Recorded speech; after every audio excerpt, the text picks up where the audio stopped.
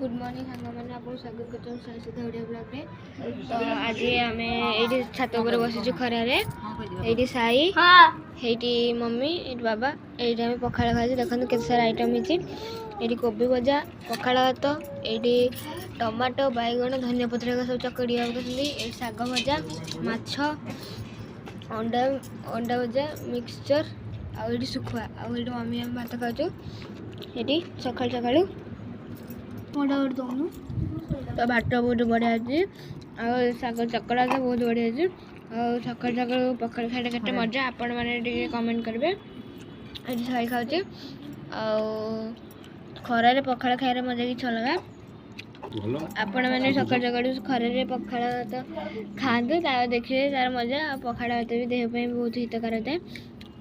तो सकालू खाइबे आ कहबे केमती सकालू खाइले केमती मजा शीत दिन बाहर जो तेल जिनस खाइबा अपेक्षा पखाड़ तो खाइले बहुत हितकार थाए तेल जिनस खाइले अधिक प्रकार रोग हवा हेले पखाड़ भात खाइले देह पे हितकार और भल होता है ये आपण मैंने भी शीत दिन सकालू खरारे बसिकी पखाड़ भात खाइबे आ पखाड़ भात खाइले भी पेट ठंडा रहिबो आ भल भी लागिबो। तो आज जय जगन्नाथ।